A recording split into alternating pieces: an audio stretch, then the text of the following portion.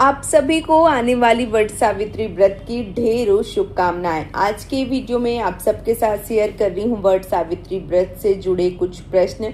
जैसे कि अभी वट सावित्री का व्रत आने वाला है, बहुत अधिक समय नहीं रह गया है, तैयारी अभी आपकी पूरी हो जानी चाहिए क्योंकि वट सावित्री का व्रत जो है वो रखा जाएगा 16 तारीख को। और जो व्रत है, जो पूजन है, उसकी सारी तैयारी जो है वो आपको बहुत ही जल्दी करना होगा और पूजा पाठ जो है वो करना होगा क्योंकि 16 तारीख को ये जो व्रत है वो पूरी विधिवत रूप से किया जाएगा और 17 तारीख को अधिक मास या खरमास जो है वो प्रारंभ हो जाएगा। उसके बाद किसी भी प्रकार के कोई भी शुभ कार्य नहीं होंगे।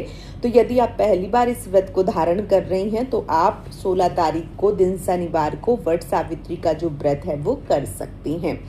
इस व्रत में कई सारे नियम हैं, कई सारी पूजा पाठ के साथ साथ बहुत सारी ऐसी चीज़ें हैं जिनका हमें ध्यान रखना होता है। और कई बार बहनें पूजा पाठ का बहुत सारा सामान या बहुत बार पूजा करते समय बहुत सारी गलतियां जो हैं वो कर देती हैं। कुछ प्रश्न जो है वो मुझे मिलते रहते हैं, तो उन प्रश्नों का जवाब जो है वो इस वीडियो में मैं आप सबके साथ दूंगी। पहले तो आप जब भी पूजा करने जाएं बहुत ही सोच समझकर, बहुत ही सही तरीके से, सही ढंग से पूजा करें, एक दूसरे को धक्का मुक्की ना करें। और कई बार पूजा के सामान किसी दूसरे का अपने पास आ जाता है, अपना दूसरे के पास पहुंच जाता है, भीड़ बहुत ज़्यादा होती है। तो देखिए, सबको जल्दी होती है, लेकिन आप पूरे सहूलियत के साथ पूजा कीजिए, अच्छे से पूजा कीजिए क्योंकि साल भर में एक बार ये व्रत आता है। और इसमें भी अगर बहुत ज़्यादा तामझाम, बहुत ज़्यादा एक तरीके से जल्दबाजी का अगर काम करती हैं तो वो ठीक नहीं रहता है।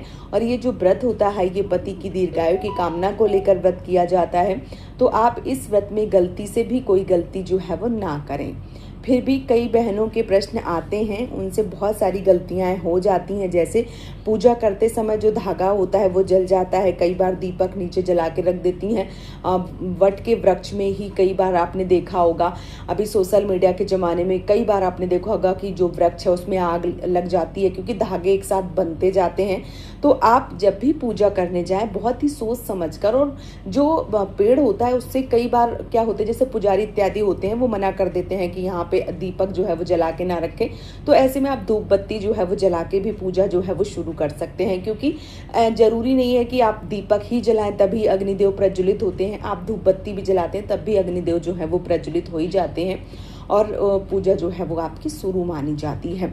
तो आपको सोच समझकर पूजा जो है वो करना चाहिए। गलती जो है वो भारी पड़ सकती हैं, इसलिए आपको इन सारी चीज़ों का ध्यान देना होता है। ठीक है, अगर धागा जल गया है तो फिर बहुत ज़्यादा मन में असमंजस की स्थिति ना बनावें, बहुत ज़्यादा विचार ना करें। अगर जो चीज़ हो गई है तो फिर उसके बारे में आपको नहीं सोचना चाहिए। कई बार जनेऊ खो जाते हैं, बहनों के प्रश्न आते हैं यदि जनेऊ खो गया अब हम क्या पहने। तो देखिए, पहले तो जैसे मैंने शुरुआत में ही बता दिया, और ये वीडियो मैं इसीलिए पहले डाल रही हूँ क्योंकि यदि आप ये वीडियो देखेंगी तो कल जब पूजा करेंगी तो चीज़ें आपको ध्यान रहेंगी और आप गलती जो है वो नहीं करेंगी। तो जब भी आप जनेऊ अपना रखें, वट वृक्ष को एक पहनाया जाता है, एक स्वयं धारण किया जाता है।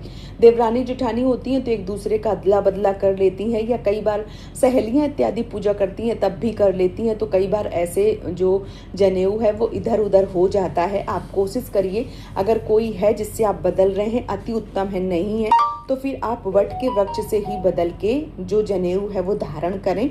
और यदि खो गया है तो फिर वहीं पे हाथ जोड़कर आपको प्रार्थना करना चाहिए कि हे वट वृक्ष, हे त्रिदेव, ऐसा हो गया है और अब जो चीज़ें अब खराब हो चुकी हैं उनके लिए माफ़ी जो है वो मैं मांग रही हूँ और अगली बार से ऐसा नहीं होगा। ऐसा आपको वहाँ पर जो अपनी गलती का एहसास है वो ज़रूर करना चाहिए। ठीक है, अब कई लोगों के मन में ये भी प्रश्न आएंगे, क्या दूसरा जनेऊ हम बना के पहन सकते हैं? तो हाँ, अगर पूजा वहीं पे कर रहे हैं और जो जनेऊ है वो आपका वहीं खो गया है, आप धागा लेके साथ में गई हैं, तो आप 12 बार लपेट के जनेऊ बना के फिर से आप वो जनेऊ जो है वो पहन सकती हैं। ठीक है, कई बार बहनें पूजा करने जाती हैं, सामान घर पे छोड़ जाती हैं, कई बार पंखा भूल जाती हैं, चना सिंगार ले जाना भूल जाती हैं। तो ऐसे में क्या करना चाहिए? तो देखिए, पहली बात जैसे मैंने बता दिया, अभी टाइम है, सारा सामान इकट्ठा कर लीजिए और जो एक बार चेक है वो ज़रूर कीजिए कि आपने क्या रखा क्या नहीं रखा है। कई बार आप अपने ही तैयारी होने के चक्कर में पूजा का सामान जो है वो छोड़ जाती हैं। आप थोड़ा सा अपने ऊपर कम ध्यान दे के पूजा का सामान इकट्ठा कीजिए, ताकि पूजा में कोई त्रुटि न रहे, पूजा में कोई गलती न रहे। अगर आपका कुछ रह गया है तो कोई बात नहीं, आप बाद में भी कर सकती हैं, लेकिन पूजा वाले स्थान पे जब आप पहुंच जाती हैं, वहाँ कोई सामान रह जाता है, और कई बार क्या होता है, वृक्ष दूर दूर पर होते हैं, फिर कोई वापस लाने वाला नहीं होता। अगर आसपास है तो चलो ठीक है, कोई लेके दे भी जाएगा, अगर दूर है तो वहाँ कोई नहीं पहुँच पाता है, तो ऐसे में बहुत सारा सामान जो है वो घर पे छूट जाता है। तो अगर आपका पंखा, चना, श्रृंगार या जो चीज़ें हैं वो आप घर पे भूल गए हैं, अगर लाने में आसपास है तो मंगवा लीजिए, अगर नहीं है तो फिर कुछ दक्षिणा जो है वो चढ़ा के अपनी पूजा को जो है वो शुरू कर देना चाहिए। क्योंकि जो दक्षिणा होती है वो हमारी चीज़ों को, जो भी हम चीज़ें मान लीजिए ले जाना भूल गए हैं या कम चढ़ाई हैं, उन सभी को पूर्ण जो है वो करती है। इसलिए हमें दक्षिणा जो है, जो पैसे हैं, वो ज़रूर चढ़ाना चाहिए। अगर पंखा ले जाना भूल गई हैं तो आप घर आकर पंखे में थोड़ा सा ऐपन लगा के और उसे प्रणाम करके और फिर उससे अपने पति का सेवा भाव जो है वो कर सकती हैं। और वहाँ पे अगर पंखा नहीं ले गई हैं तो अपने साड़ी के पल्लू से, अपने आंचल से ही वट वृक्ष को हवा जरूर कीजिए, ठीक है। अगर चने का प्रसाद नहीं ले गई हैं, वैसे चना, श्रृंगार, पंखा, ये सारी चीज़ें जो है वो ज़रूरी होती हैं, लेकिन अगर नहीं ले गई हैं चने, तो आप घर में आकर जो चने हैं वो अपने भगवान जी के पास थोड़े से चढ़ा दीजिए, और जो चने हैं वो लेकर आपको व्रत का पारण जो है वो ज़रूर करना चाहिए, ठीक है। तभी आपका जो व्रत है वो पूर्ण माना जाता है।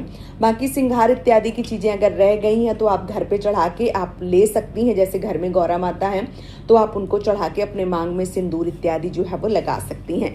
तो इस प्रकार से यदि कोई सामान रह जाता है तो आप इस प्रकार से पूजा पाठ जो है वो कर सकती हैं। इसके साथ ही साथ बहुत सारे लोगों के मन में ये भी संशय आता है कि सामान ले जाना भूल गए, या पूजा करते समय आग लग गई, धागा जल गया, या जनेऊ खो गया, ये सारी चीज़ें हो जाती हैं, जो पूजा है वो आधी अधूरी हो जाती है। तो ऐसे में क्या पति के ऊपर संकट आ सकता है? क्या हो सकता है? कैसे हो सकता है? तो देखिए, जब आपसे कभी कोई गलती हो जाती है ना, तो उसको बहुत अधिक नहीं सोचना चाहिए।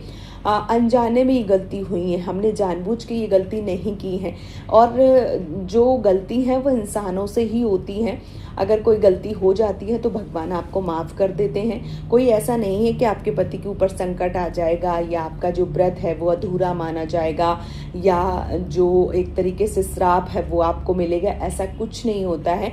हम इंसान हैं, हम मानव जाति हैं, और हमसे ऐसी छोटी छोटी गलतियाँ होती रहती हैं, और जो भगवान हैं उनको माफ़ करना, मान लीजिए जो भगवान हैं हमको माफ़ करना उनका काम है।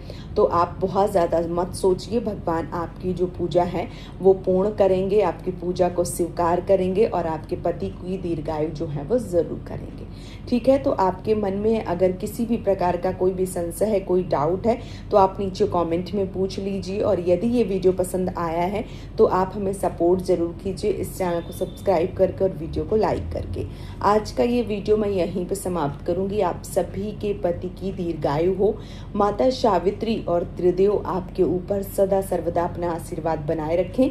यही कामना के साथ ये वीडियो जो है वो मैं समाप्त कर रही हूँ दोस्तों। जय माता दी, राधे राधे।